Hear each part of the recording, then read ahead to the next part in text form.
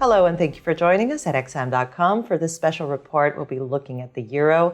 It seems that the eurozone has dodged a much feared recession so far, but as the economic outlook brightens over the continent, the euro hasn't been able to gain much. I'm Cristina Marujos. With me today is our lead investment analyst, Rafi Boyajian. Rafi, the euro rallied about 15% from its low point in September 22 to its peak in February this year, gaining mostly on the hawkish stance of the European Central Bank. But the rebound appears to have stalled even though the economic outlook has continued to improve. Why is that, do you think? Well, Christina, that is the question I think investors are kind of trying to figure out because we still have fairly good economic data coming out of the euro area. The ECB does remain fairly hawkish. But on the other hand, the rally does appear to have stalled against the US dollar. It has been, we are seeing a bit of a downside correction at the moment. We saw the euro picking above 1.10. It's now kind of flirting with the 1.06 level once again.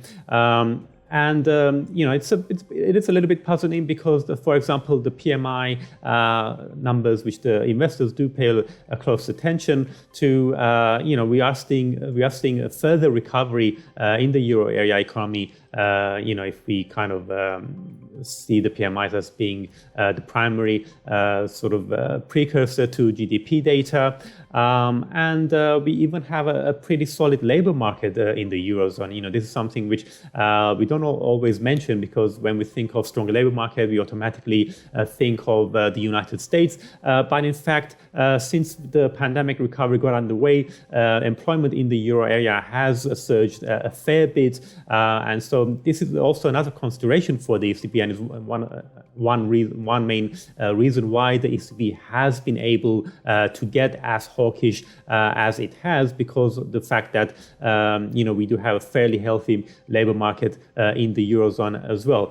So I think when it comes to why the euro hasn't been able to extend its rally, I think that primarily comes down to what's happening in America, because basically what we saw towards the end of last year, or actually much earlier than that, around about late summer, we did see economic data from Europe surprising to the upside, and then on the other hand, in America, we saw US data disappointing. So that relative difference between the economic surprises, the Eurozone versus the US, that actually has been spurring this strong rebound in the euro. At least that's what it did in the second half of last year. Where we are now, though, is we are seeing actually growth in the US gain some momentum. We did see a bit of a slowdown towards the end of last year, particularly consumption slowed significantly towards the end of 2022.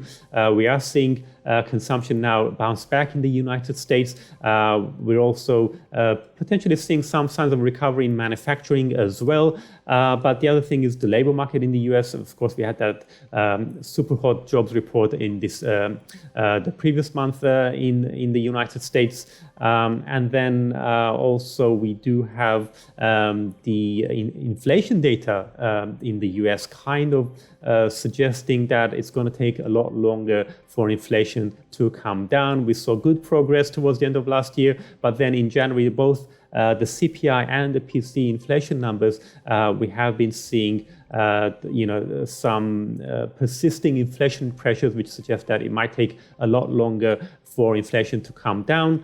And so, on a relative basis, basically what we're seeing is that investors have had to basically ratchet up once again their rate hike expectations for the Fed. For the ECB, we have seen some ratcheting up as well, but not as much.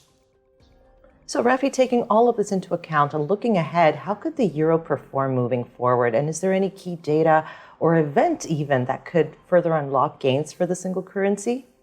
Well, it's quite likely that we might see this consolidation or consolidative phase extend into the March, where we're going to get the policy meetings both by the Fed and the ECB, and both central banks will update their latest economic projections, and so we're going to have a better view of where rates are headed, in the euro area and in the United States. But then after that, there's going to be the question of, if both end up raising rates more than expected or more than it's currently being anticipated, which economy is more likely to come out of this tightening cycle in better shape. And that's something that we might not know until much later in the year.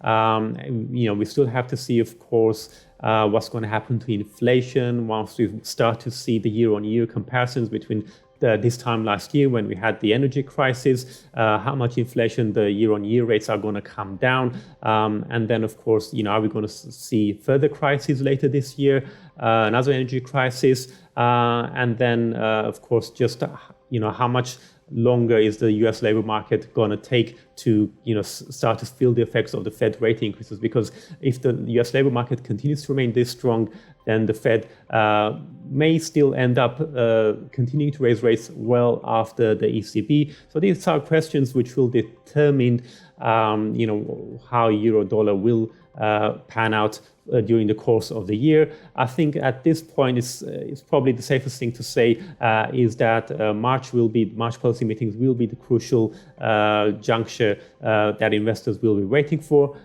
Beyond that, we will have to wait and see. We will wait and see. Rafi, thanks so much for joining me. This was a special report on the outlook of the euro here at XM.com.